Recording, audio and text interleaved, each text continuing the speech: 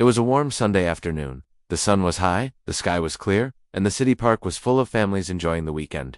Laughter filled the air, children ran around the playground, birds flew low, chirping above the green trees. In the far corner of the park, under the shade of a large tree, a black man named Malik stood beside a small barbecue grill. He wore a white t-shirt, jeans, and sneakers. His hands moved gently as he turned the chicken pieces on the grill. The smell of spices and smoke filled the air. Beside him sat his 6-year-old daughter, Lena. She had 2 neat ponytails and wore a red dress with tiny flowers on it. Her legs swung as she sat on the bench, humming a song and sipping juice from a small bottle. On the table were paper plates, ketchup, and a little radio playing soft jazz music. Malik smiled as he looked at Lena. You having fun, sweetheart? She nodded quickly. This is the best picnic ever, Daddy. Malik chuckled. Wait till you taste the chicken. For them, this wasn't just a meal, it was a tradition. Every last Sunday of the month, Malik would take Lena to the park for a simple BBQ, just the two of them. No phones, no stress. Just time together, but not far away. Someone else was watching. Her name was Deborah Hill. She sat on a bench near the walking path, holding her phone in one hand and a half-eaten sandwich in the other. Her short blonde hair was tucked under a wide-brimmed hat. Her eyes squinted behind dark sunglasses as she stared across the park. She didn't like what she saw. A man, alone with a child, a barbecue grill, music, food. To her, it didn't feel normal. She looked again. No mother around, no group, just one man. A black man. She narrowed her eyes. This doesn't look right, she mumbled to herself. She pulled out her phone and opened the dial pad. Her fingers hovered for a second, then she pressed 911. Emergency services, said the voice on the line. What's your emergency? Deborah spoke calmly, like she'd done this before. Yes, I'm at Greenhill Park, and there's a suspicious man near the back corner. He's cooking food in España. I don't know, he just seems out of place. He's with a little girl, but I'm not sure if she's even his, the operator asked. Is anyone in danger? Deborah hesitated. No, but I think someone should check it out.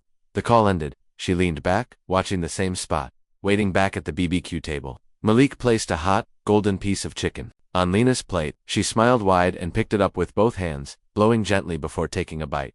She said. So good, Malik laughed. Told you. They both laughed. But suddenly Malik noticed something. People were looking at him. 2 women walking nearby slowed down. A man jogging past gave him a long stare. Something in the air had changed. And then, he saw the police car. It rolled into the park, slowly. 2 officers stepped out, 1 male, 1 female. Their eyes scanned the area. Malik stood up straight.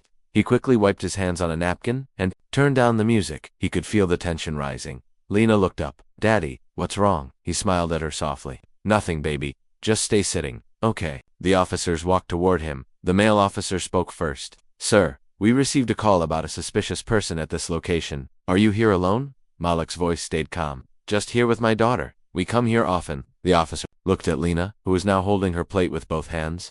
Can we see some ID, sir? Malik reached into his back pocket slowly and handed over his wallet. He said nothing more. The female officer looked uncomfortable. She glanced at Lena, then at the food, then back at Malik. Is this your child, sir? The male officer asked. Malik nodded. Yes, her name is Lena. You can ask her. Lena looked up and spoke in a small voice. He's my daddy. We're having barbecue chicken. There was a pause. The officers looked at each other. Then, from behind them, a voice called out. That's him. That's the one I called about. It was Deborah. She walked toward the group with confidence, pointing at Malik. I told you, I just had a bad feeling. You never know these days, right? I mean, look at him. Everyone turned to stare at her. A few people around the park began pulling out their phones. The male officer's face changed. Ma'am, this man has done nothing wrong. He has valid ID, and the child is clearly his daughter.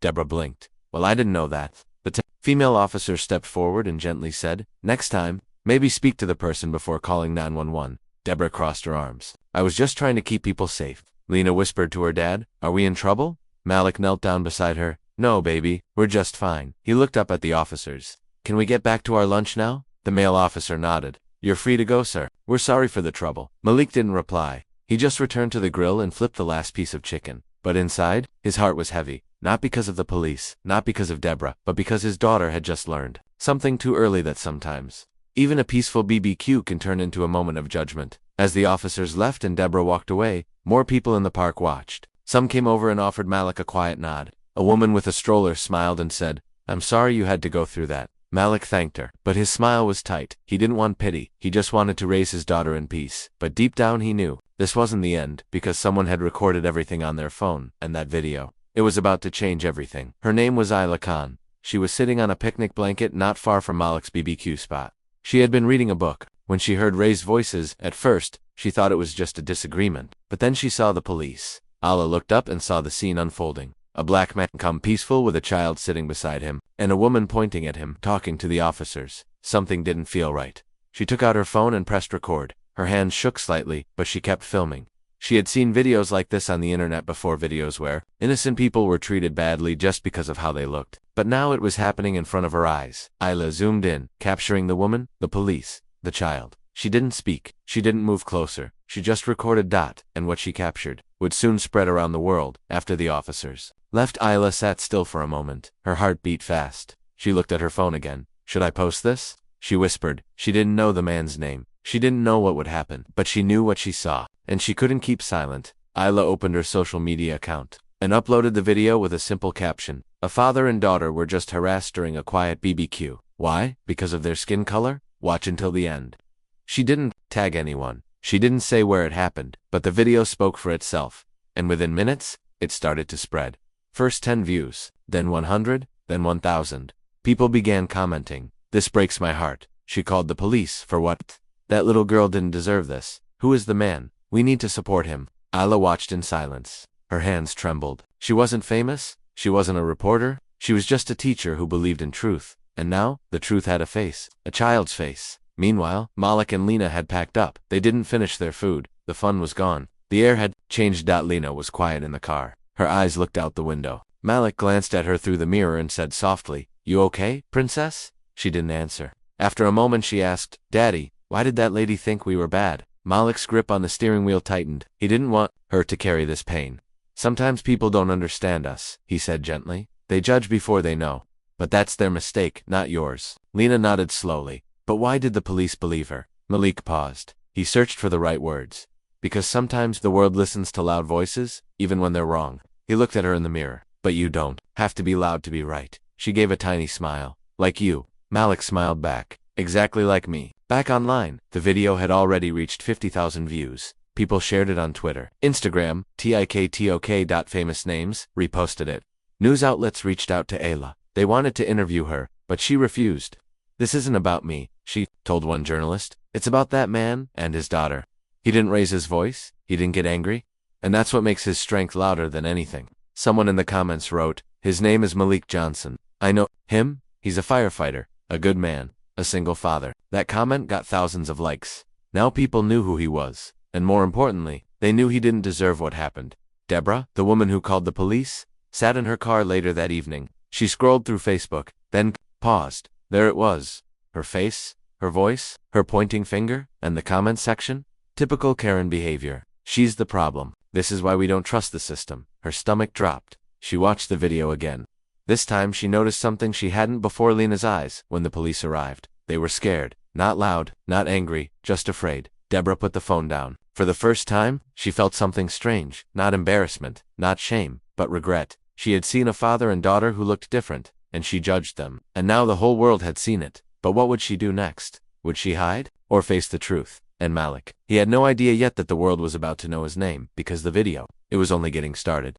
By the next morning, Malik's name was everywhere. His face, gaunt and quiet in the video, was now on every social media platform. His daughter, Lena's small voice, saying, "He's my daddy," was replayed in millions of hearts. The video that Alla posted had now crossed 1.2 million views, and it wasn't just regular people watching it anymore. News anchors, reporters, influencers, civil rights groups, even celebrities were now talking about it. One popular TV host tweeted, "Black father was questioned for having a barbecue with his child. What year are we living in?" Another wrote, "Malik Johnson is the face of quiet strength. He did nothing wrong and yet he had to prove he was a father." People wanted answers, people wanted justice, and people wanted to know why did the police respond to that call so quickly. At the local police station, Officer Taylor Green sat in a small meeting room with his partner, Officer Maria Lopez. They were the ones who had responded to Deborah's call. Now, they were being called in by the police chief. Chief Warner was a calm, experienced man. He had seen too many bad headlines in his time and this one was spreading faster than any before.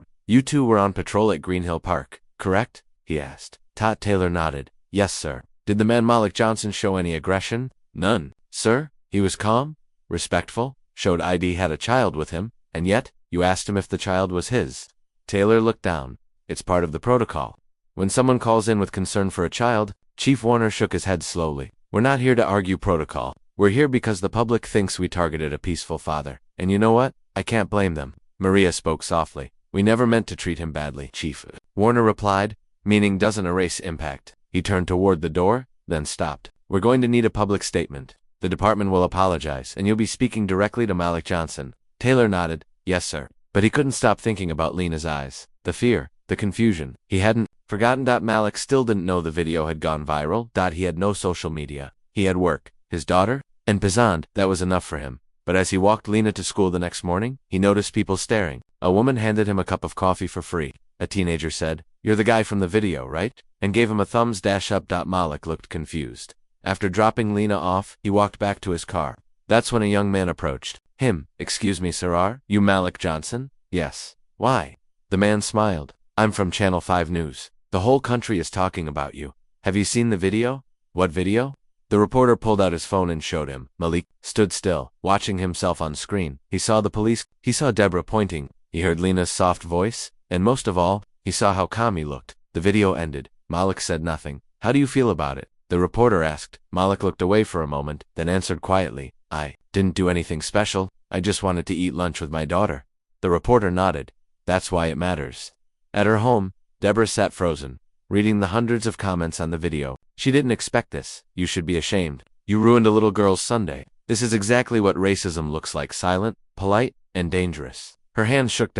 She had never been called a racist before. She had always seen herself as a good person, but now, the world saw her differently. A headline popped up. Woman calls police on black dad for BBQ. Internet explodes in anger. Her name wasn't in the headline. Not yet. But her face was, and she couldn't hide anymore. Her friends stopped replying to her messages. Her own sister called and said, "You need to apologize." Publicly, Deborah stared at her reflection in the mirror. I didn't mean harm, she whispered. But the truth was, harm doesn't wait for intention. Later that night, Malik sat on the couch with Lena. She leaned against his chest, sleepy from school. He gently ran his fingers through her hair. The doorbell rang. He opened it, slowly, and saw Officer Taylor and Officer Maria standing outside. Malik didn't look angry, he just looked tired. Taylor spoke first. Mr. Johnson, we want to apologize. We saw the video. We understand now how it looked, and more importantly, how it felt. Malik nodded slowly. Thank you, Maria added. You handled it with grace. Your daughter was lucky to have you in that moment.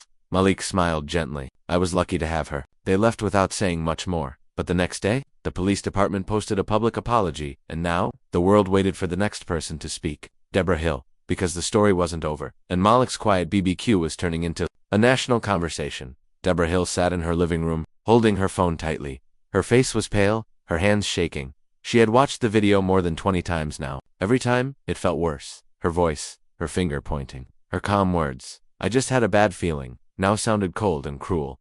The world had made its decision about her. She's a racist. She destroyed a peaceful moment. She should be arrested. Deborah had never felt fear like this. People were messaging her, calling her names, sending threats. Her Facebook inbox was full of angry strangers. Her old friends from high school, silent. Her own niece, texted only, "Once, I'm disappointed in you." Deborah closed her eyes. I didn't mean to hurt anyone, she whispered. She opened her laptop and clicked start video for a live stream. It was time to defend herself. On the screen, people waited. Hundreds were already watching. She looked into the camera and began, "Hello everyone. My name is Deborah Hill. I am the woman from the BBQ video." Comments exploded immediately. "Here we go. Too late. Let's hear the lies." Deborah took a deep breath. "I made a call that day because I saw something that made me uncomfortable. A man, a child, alone. I didn't recognize him, and I panicked." More comments. "You panicked because he was black. What made you panic?" But Grill. "That's not fear. That's bias." Deborah hesitated. Her voice cracked a little. "I'm not a bad person. I've never done anything like this before. I truly thought I was helping, but I now realize I was wrong." The comment section slowed. People were still angry, but they were listening. Deborah continued. "I didn't stop to think how it would feel for that man. For his daughter, I didn't think how my actions would make a peaceful family feel unsafe." Her eyes filled with tears. "Watching that video, I saw fear in that little girl's eyes, and that broke something in me." She paused, then spoke softer. "I don't expect forgiveness, but I wanted to say it clearly. I was wrong. I judged someone unfairly, and I'm sorry." She ended the stream quietly. No dramatic music, no makeup, no lawyer, just her guilt, and the weight of her choices. The internet had mixed reactions. Some people were still angry. Too little, too late. She's only sorry because she got caught. Don't feel bad, now feel bad then. But others said, at least she admitted it. It takes courage to say I was wrong. Now let's see what she does next. The story shifted again. This wasn't just about anger anymore. This was about accountability. Meanwhile, Malik watched the video of her apology on his neighbor's phone. He was sitting outside grilling quietly again. Lena was drawing on the table beside him. His neighbor asked, "What do you think? She'll be forgiven?" Malik didn't answer right away. He looked at Lena, then at the quiet flames on the grill. "Forgiveness isn't something you ask for once," he said. "It's something you earn." Over time, he wasn't angry anymore. He was just tired of the pain people carry inside and throw at others. He said softly, "People like her, they need to see what we live through. Maybe then they'll think before they fear." His neighbor nodded.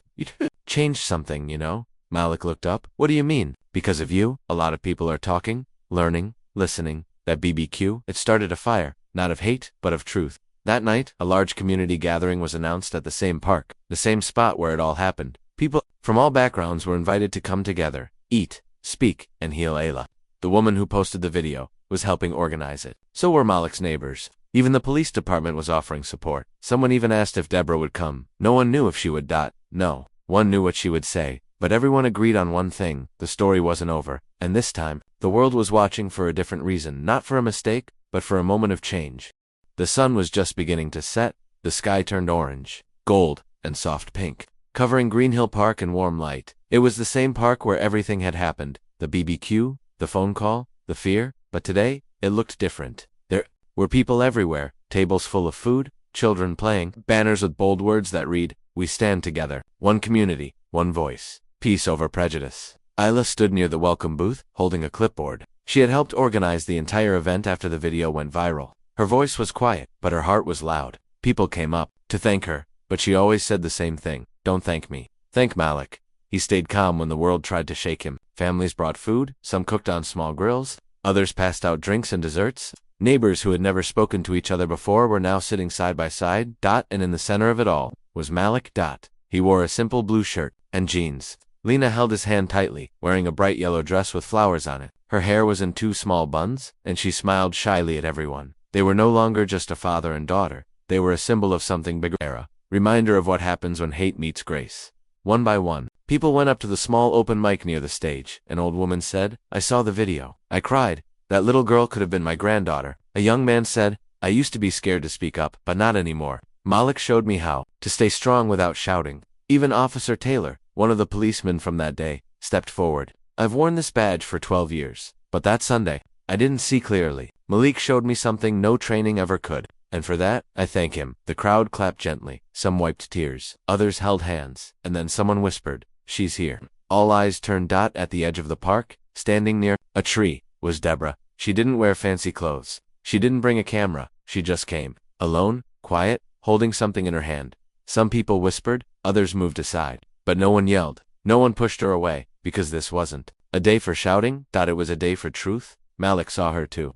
His face didn't change. He looked at Lena, then gently walked toward Deborah. The crowd watched in silence. Deborah took a step forward and held out a small box. "These are cookies," she said, her voice shaking. "I baked them myself. I used to judge people I didn't know, but you and your daughter, you taught me something I never learned before." Malik didn't reach for the box right away. He looked her in the eyes. "What did we teach you?" he asked calmly. Deborah's eyes filled with tears. "That peace is more powerful than fear, and that silence sometimes hurts more than hate." She held out the box again. "I'm sorry, truly." Malik looked down, then back up. He reached out slowly and took the box. The crowd exhaled. He didn't hug her. He didn't smile, but he nodded, and that one nod said everything. Lena stepped forward and looked up at Deborah. "They smell good," she said softly. Deborah gave a small laugh through her tears. "I hope so." Later that evening, as the stars came out, Malik finally stepped up to the mic. Crowd grew quiet. He looked around. "I didn't come here to speak. I came to grill some chicken with my daughter." A few people laughed gently, but life had other plans. "I want you to know, I never wanted fame. I never wanted attention. I just wanted to raise my daughter in peace." He looked at Lena, who was now playing nearby. "But maybe this moment wasn't just about me. Maybe it was about all of us, about how we look at each other, about how we react when we feel uncomfortable, and about how we choose every day between fear and love." The park was silent, not because people didn't care, but because they cared deeply. Malik stepped down, and the people began to clap, not loud, not wild, but honest, real. Ayla walked up to him and said, "You changed something tonight." "Malik?" I smiled softly. "I hope we all did."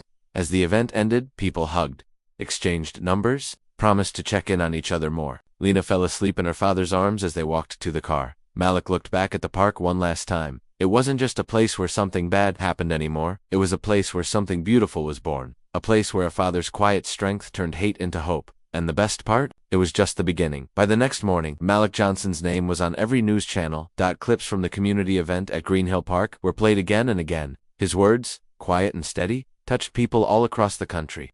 I never wanted fame. I just wanted to raise my daughter in peace. But maybe this moment was about all of us. Those lines were now headlines. TV anchors called it one of the most powerful speeches of the year. Bloggers wrote articles titled, "The Man Who Changed the Conversation Without Raising His Voice." A barbecue, a mistake, and a message that moved a nation. Even celebrities started speaking out. One famous actor tweeted, "Malik Johnson taught me more in 3 minutes than most leaders do in a lifetime." Another singer wrote, "His story broke me, but also healed me." And people didn't just watch, they acted. In cities across the country, community BBQ events started popping up. Flyers read, "Inspired by Malik Johnson, join us in building better neighborhoods." In one city, a local church hosted a BBQ where people of all races cooked together. In another, a school created a new program called Lunch with a Neighbor, where children sat with students they didn't know. People began talking about race, fear, silence, and healing, things they often avoided. But now Malik had opened a door, and people were walking through it. Back in his small home, Malik sat on his couch, reading letter after letter. Some were handwritten, some were printed, some had drawings made by kids. One read, "Thank you for being brave when others would have shouted." Another said, "Because of you I finally apologized to someone I judged." And one had a crayon drawing of him and Lena beside a grill, smiling. At the bottom, it said, "You made the world nicer." Malik read that one twice, then he carefully placed it on the fridge. That evening, Lena came running into the living room, holding her tablet. "Daddy, we're on the news again." Malik smiled. "What did they say this time?" "They said you're like a hero." He raised his eyebrows. "A hero? For what?"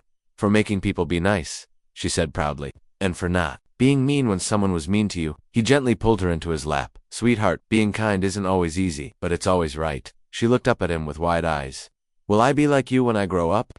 He smiled and kissed her forehead. "No," he said. "You'll be better." Later that week, Malik received a call from a national talk show. The producer on the phone said, "Mr. Johnson, your story has touched millions. We'd love for you to come on the show and talk about it." Malik hesitated. He didn't want fame. He didn't want applause. He just wanted peace. But then he thought of something. "Can I bring my daughter?" he asked. The producer smiled on the other end. "Of course." And just like that, Malik was going from his quiet barbecue to a national stage, not because he shouted, but because he stood firm with love. Elsewhere, Deborah watched it all unfold. She had been staying out of the spotlight, but she saw everything. The articles, the videos, the community events. She saw how people had turned a painful moment into something powerful, and slowly, something inside her began to change. She no longer felt afraid of judgment now. She felt responsible. She looked at her notebook, pages full of thoughts, regrets, and a new idea. What if she didn't just apologize? What if she did something more? Because maybe, just maybe, it wasn't too late to make things right. And so, she picked up her pen and began to write a letter. To Malik, to Lena, to the people she had hurt. The last line read, "You were calm when I was cruel. You were kind when I was careless. Now, I want to be better because of you." She signed it, folded it, and walked toward her door. The next step would take courage. But now she understood change starts with truth.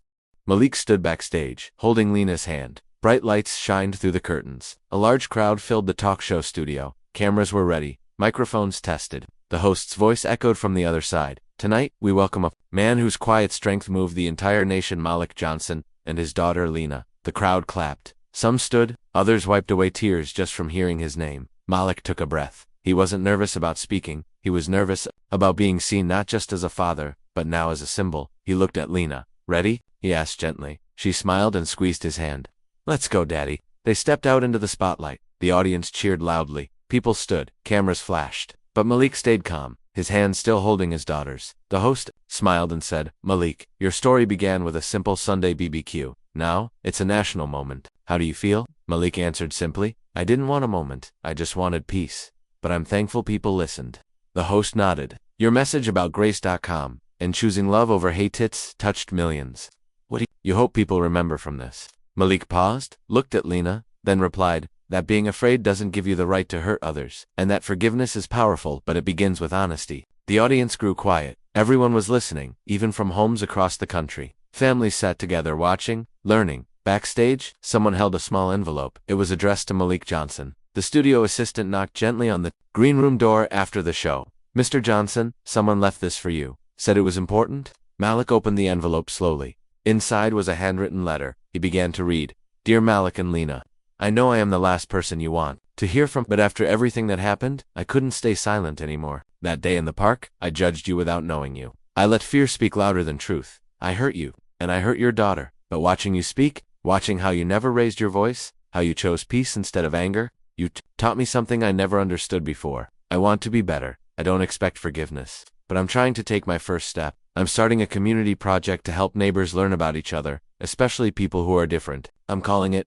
the Lena Table, a table where people sit, eat, and listen. I hope one day you'll join us." With regret and hope, Deborah Hill Malik folded the letter slowly. He sat still for a while, holding it in his lap.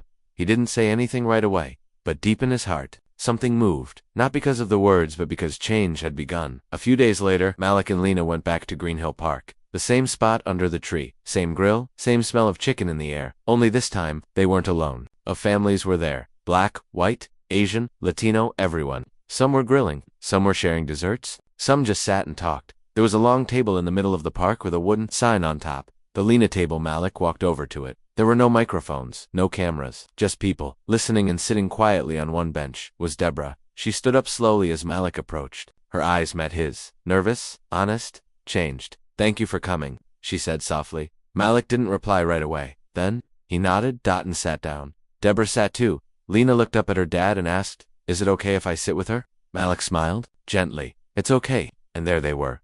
The girl who was once feared, the woman who once judged, now sharing food, at the same table. Not just any table, the Lena Table. People didn't clap, they didn't take pictures, they just sat, ate, listened. Because this moment wasn't about a video, it was about what came after the pain, and that was something worth watching. It had been 3 months since the video of Malik and Lena at the BBQ went viral. 3 months since the phone call that changed their lives. The noise had faded, the interviews stopped, the headlines moved on, but the impact had only just begun. Across towns, parks, and schools, people were still talking about what happened, not because of the mistake, but because of how one man and his little girl responded to it. They didn't scream, they didn't fight, they stood still with dignity, with love, with grace. And that silence, it echoed louder than hate ever could. At Green Hill Elementary School, Lena was sitting in her classroom, quietly drawing. Her teacher walked over and smiled. "What are you working on, Lena?" She held up a picture. It was a table, with people sitting around it, different colors, different smiles. At the top, in neat handwriting, it said, "The Lena Table, everyone can sit here." The teacher's eyes softened. "That's beautiful." Lena smiled proudly. "It's real, you know? My daddy said we all belong at the table, even if we don't look the same." The teacher nodded. "He's a wise man." And Lena looked up with bright eyes. "One day, I'm going to help people like he does." But with crayons and hugs, across the country, more parks started building benches and tables named the Lena Table. Small wooden signs marked the spots. Some were donated by local carpenters, others built by volunteers. The rule was simple: no one eats alone. Number one gets judged, no one gets turned away. One table had a note carved into it, inspired by a little girl who reminded us all kindness is louder than fear. People began hosting community dinners. Police officers sat with teenagers, elderly neighbors met new immigrants. Children laughed with people they once feared. It wasn't perfect, but it was real, and it started because of Lena. Malik stood in front of a high school auditorium weeks later, speaking to a group of young students. He held the microphone in one hand, and Lena's drawing in the other. "This is what change looks like," he said, showing the picture. The students watched, quiet. Not a big speech, not anger, just one small moment of courage. He looked at the crowd. "The truth is, I was scared too, not of that woman, but of what my daughter might carry from that day." He paused, but she carried light instead of weight. "And that's why you're all here today." A student raised their hand. "Mr. Johnson, do you forgive her? The woman who called the police." Malik smiled gently. "I forgave her the day I saw fear in her eyes, because forgiveness isn't just for the other person. It's for your own peace." The room was silent. Some had tears in their eyes, others nodded slowly, and one young girl whispered to her friend, "I want to be like Lena." That night, back home, Malik tucked Lena into bed. She looked up and asked softly, "Daddy, do you think people will forget what we did?" Malik sat beside her and said, "Some might forget the video, some might forget my name, but they won't forget you." "Why me?" He smiled and brushed her hair back. "Because you didn't say much, but you were brave. And sometimes, being kind when the world is not, is the strongest voice of all." She closed her eyes and whispered, "I love you, Daddy." He kissed her forehead and replied, I love you more. Outside, the world kept moving. Cars passed, lights flickered. Life continued, but in quiet corners of the country, at wooden tables, in parks and schools. Strangers still sat beside strangers. They ate, they talked, they listened. Because one Sunday afternoon, in one small park, a man stayed calm, a child spoke gently, and a table was born that reminded the world we all belong.